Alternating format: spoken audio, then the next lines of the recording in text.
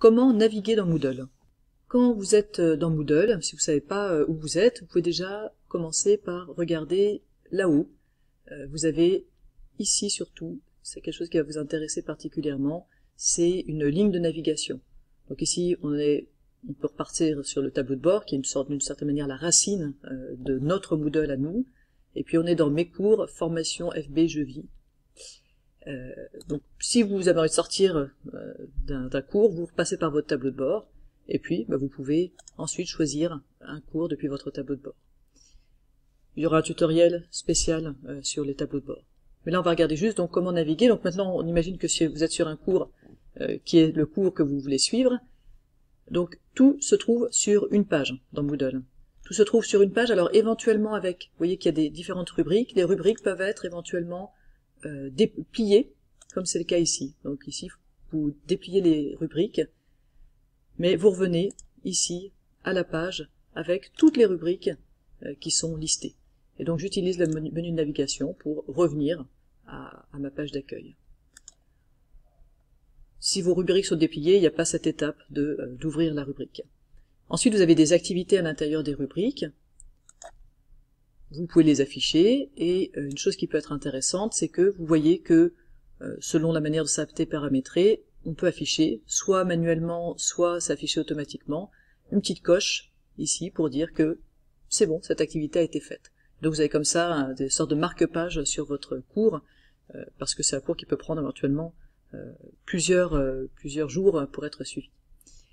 Dans les choses importantes, il y a des activités qui ont plusieurs pages, notamment ici vous connaissez peut-être un livre, et dans les livres vous avez plusieurs pages, donc pensez bien à voir toutes les pages. On peut naviguer entre les pages en utilisant les flèches comme ça, sur la page. Vous les retrouvez aussi en bas de chaque page, donc en haut de chaque page et en bas de chaque page du livre, vous avez les flèches pour naviguer entre les pages, et en général, vous avez une table des matières à gauche qui vous permet aussi de passer d'une page à une autre du livre directement.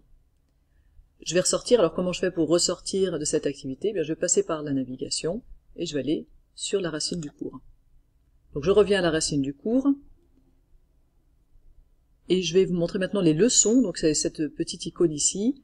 Les leçons, elles ont aussi plusieurs pages, donc parfois vous avez un menu, parfois pas. Les leçons ne se voient pas forcément de manière séquentielle, il peut y avoir un peu des arbres dans la navigation.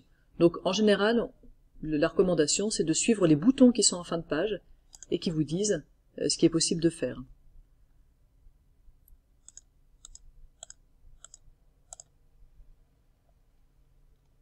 Donc vous voyez qu'ici, on peut essayer à nouveau, ou on peut passer à la question suivante et ça n'amènera pas aux mêmes pages. Donc la navigation est proposée en principe au moment du paramétrage par l'enseignant qui a fait la leçon. Une dernière chose qu'on va regarder, ce sont les quiz. Un quiz, ça a cette icône reconnaissable. Vous devez commencer le test en cliquant sur le bouton faire le test, jusque-là c'est assez logique. Et vous pouvez naviguer dans le test à nouveau. Sur la gauche, vous avez un menu qui vous permet de naviguer dans le test. C'est toujours un peu la même logique dans Moodle pour toutes les activités, où vous pouvez naviguer avec les boutons qui sont en bas.